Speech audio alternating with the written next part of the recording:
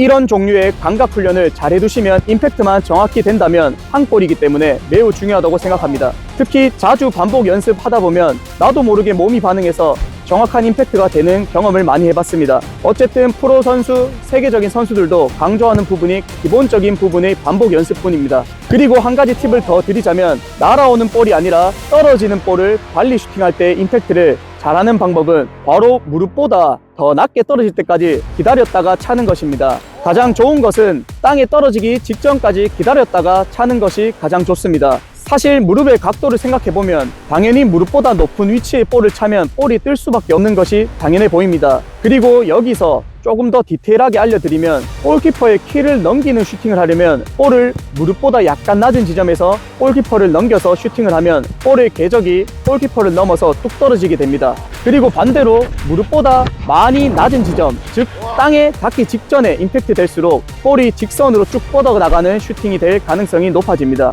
실제 축구를 하면서 이런 것까지 생각하면서 플레이를 할 수는 없습니다. 하지만 두 가지 모두 감각을 익혀두는 것이 반드시 큰 도움이 됩니다. 이번에는 떨어지는 볼이 아니라 크로스되어 날아오는 볼에 대한 하프 발리 슛에 대해 말씀드리겠습니다. 하프 발리 슛은 기본적으로 상체가 옆으로 누워서 차는 것이 당연히 다리의 스윙을 더 용이하게 합니다. 직접 해보시면 상체를 옆으로 안 눕히고 그냥 다리만 들어서 스윙을 할 경우에 다리도 안 올라가고 상당히 어색한 것을 느낄 수 있습니다. 그리고 이동국 선수의 발리슛 강좌를 본 적이 있는데 이 발리슛을 할 때 위에서 밑으로 차서 볼의 궤적은 한번 바운드 되고 들어가는 것이 가장 베스트하다고 하셨던 것을 본 적이 있습니다. 그 이유는 볼이 뜨는 것보다 확률적으로 골대로 향할 확률이 높고 또 한 번 바운드 되는 것이 골키퍼가 반응하기도 어렵기 때문입니다. 그리고 크로스되어 날아오는 볼을 인스텝 발등이 아니라 인사이드로 발리슛하는 경우도 많습니다. 인사이드는 발등보다 약한 것이 사실이지만 실제로 발리슛은 날아오는 볼의 위력을 그대로 이용하는 것이기 때문에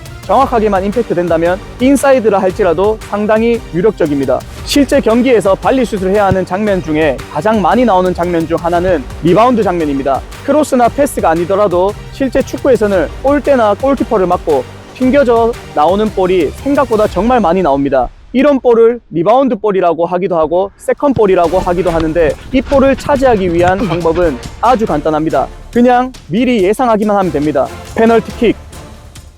페널티킥은 기본적으로